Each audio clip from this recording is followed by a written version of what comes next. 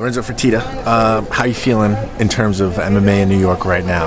I'm hopeful. I wouldn't say that I'm confident, but I'm hopeful. We spent a lot of time educating the legislators about what the sport is. There's a lot of nonsense being thrown around, things that aren't true about the sport, and we're just here to kind of set the record straight and really tell them what the facts are.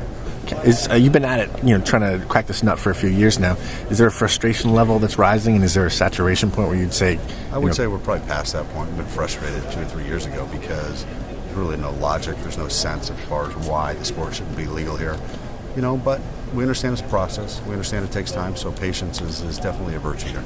There was an article in Cranes today about the UFC being a money pot, and there's no reason why the legislature or the politicians would want to sanction the sport because you guys are funding so much, putting so much money towards the effort. Do you have a reaction to that? Oh, I think that's nonsense. I think at the end of the day, we're no different than any other company that comes up to the state legislature and talks to legislators or anything else. I think at the end of the day, it's the right thing for the state to do because there's fights already happening at the amateur level. The state needs to step up and do its job and regulate the sport, make sure the fighters are safe and the right health and safety measures are being put in place to regulate the sport properly.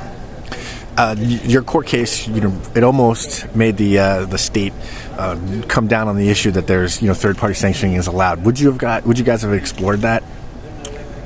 You know what? We will definitely hold our options open.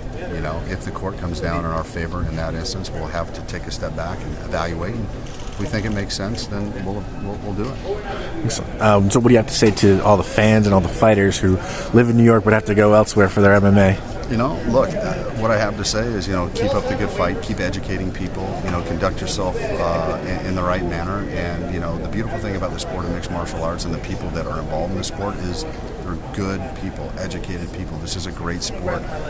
It's great for the communities. It creates an incredible economic impact, but also situations like this, where we have, high school and young kids and wrestling teams being able to interact with professional athletes and share ideas and teach them what some of the basics of the sport, which includes wrestling, is all about. And then you have Uriah Hall, who's an incredible striker right now, talking to them about some different striking moves and whatnot. So all in all, we think it's positive. Okay, well, thank you very much. Cool.